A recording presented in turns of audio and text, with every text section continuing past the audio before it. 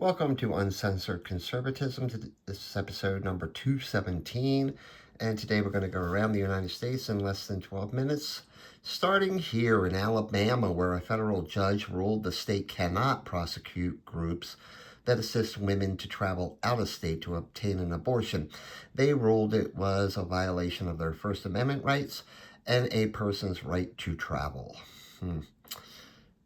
A federal judge in Alaska ruled that the Biden administration did not have the legal authority to cancel 7 natural gas and oil leases in the Arctic National Wildlife Refuge, stating that only a court had the authority under the law to cancel a lease.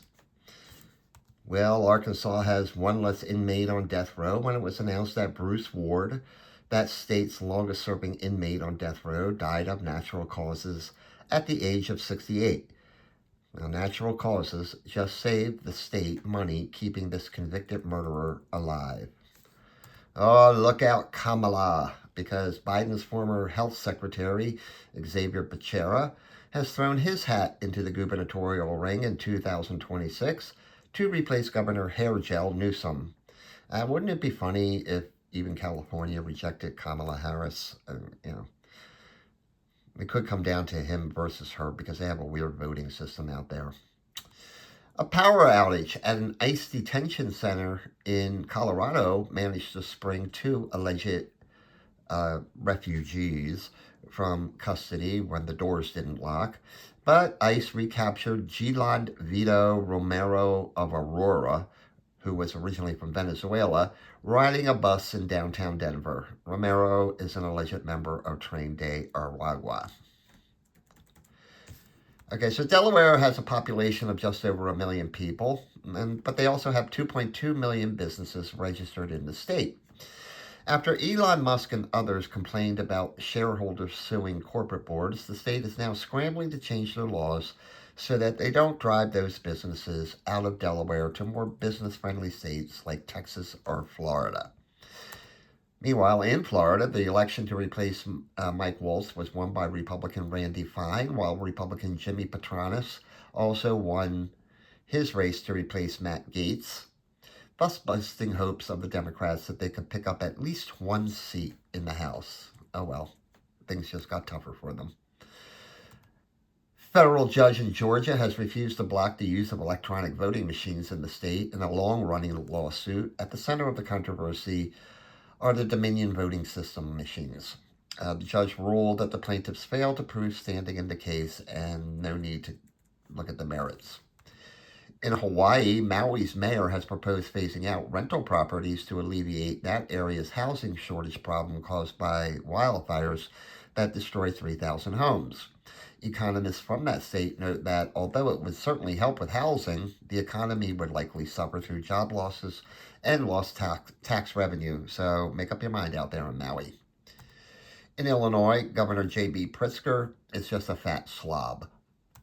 Now, church members at St. Anthony of Padua Roman Catholic Church in Indiana were upset to discover that a communion wafer that contained red spots, which they mistook it as the blood of Christ, were actually a fungus and 4 types of common bacteria.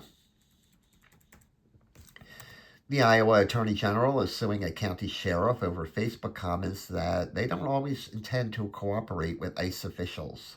Although there were no instances of non-cooperation noted, the Attorney General says that his Facebook posting encouraged non-compliance. Being a good Democratic sheriff, he removed his Facebook posting, but the internet is forever. So this kid in Kansas complained to their babysitter there was a monster under the bed, like most kids. The babysitter, believing she was imagining things, looked under the bed and found a man who had broken into the home hiding there. After a brief scuffle, which injured the child, the man fled but was later apprehended. It seems there was a restraining order against him not to be near that house. Speaking of monsters, Kentucky state legislator Pamela Stevenson announced that they will run for Mitch McConnell's seat in 2026 for the Democrats, begging the question, why are Democrats always so ugly? Louisiana voters recently rejected 4 state constitutional questions on their ballots. There are questions involved treating 17-year-olds as adults for certain crimes, changes to their court system, and eliminating the Education Trust Fund to uh, raise teacher salaries. All four measures were supported by the Republican governor, Jeff Landry.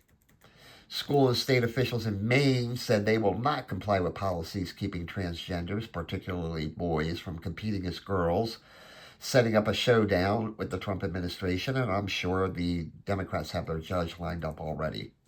This is kind of funny because wild turkeys in Massachusetts managed to chase a mail carrier out of a neighborhood after making a delivery.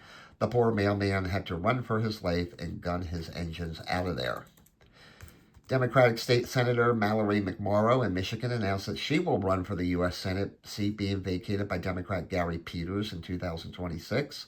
She's recently distanced herself from some of the more crazy Democrats in that party, which is basically everybody else.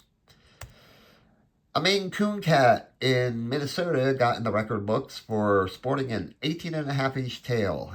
The cat's name is Mr. Pugsley Adams. And if you read the transcript of this video, you will see that the word coon is blanked out, which makes that kind of funny. Mississippi, you're just boring. We'll spread the news. The St. Louis, Missouri Planned Parenthood Clinic announced they will resume surgical abortions in the state. The abortion laws in Missouri are kind of in a weird state of limbo since medical or pill abortions are disallowed, but surgical abortions are allowed. Kind of weird. State judge in Montana temporarily blocked a new state law that would require people with a vagina using a ladies' bathroom and those with a penis to use the men's room. So if you're a transgender Montanan, take a piss wherever you want for now.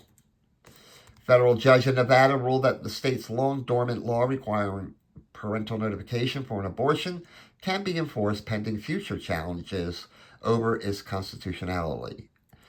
The law has not been enforced since 1985. This is Parker Tyrrell, shown here, who is actually a dude who plays on their girls' high school soccer team. And they filed a lawsuit against Trump's order that common sense prevails here.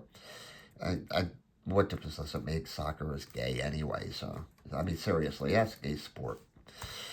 Senator Corey called me Spartacus Booker of New Jersey, just spoke for a record 21 hours in the Senate, filibustering absolutely nothing. Seriously, he just talked. A fire at the New Mexico Republican headquarters in Albuquerque is being treated as arson by officials. Gee, do you think ICE equals KKK written in spray paint on the building had anything to do with this? Federal judge dismissed all corruption charges against New York City Mayor Eric Adams, which made the Wicked Witch of Albany, Governor Kathy Hochul, to release flying monkeys over the city. This is a former North Dakota state senator. He's age 81. He was sentenced to 10 years in jail for traveling to Europe to have sex with underage boys. Okay, this is just sick. Everybody knows you don't go to Europe, you go to Thailand. Officials in Ohio managed to capture an African serval cat, which are illegal to own in the state. The cat was detained by ICE officials and deported, whereupon a federal judge ordered that the cat must be returned to Ohio. Last June, the Supreme Court ruled that Grant Pass, Oregon could enforce their ordinance against homeless people camping on municipal property. But a local judge recently ruled they cannot do what the Supreme Court ruled unless they meet certain conditions, which the Supreme Court never considered. So I guess they're saying, fuck you, Supreme Court. In order to slow traffic in one Pennsylvania town, they painted these lines on the road. Seriously, somebody got paid to come up with this idea. In Rhode Island, Senator Sheldon Whitehouse temporarily handed over the title of dickhead to Senator Cory Booker of New Jersey. This is Paul House of Tennessee, who spent 2 decades on death row for a murder before being released on a bond, $100,000, pending a new trial. He died at the age of 63. Incidentally, the state dropped the charges after DNA proved that he may not have done the crime. Plus, he had, like, cerebral palsy or something. So, whatever. A library that straddles the border between Canada and Vermont is in the spotlight in the battle between our neighbors to the north and the Trump administration. Starting soon, Canadians will have to cross through a security checkpoint to check out a book. The alleged leader of MS-13 on the East Coast, which is a violent street gang, was arrested in Virginia recently. No word on whether Cory Booker will deliver a 21-hour address in the Senate demanding his immediate release. One of two runaway otters from a zoo in Wisconsin is back in custody. Ophelia's friend Louie remains on the lam.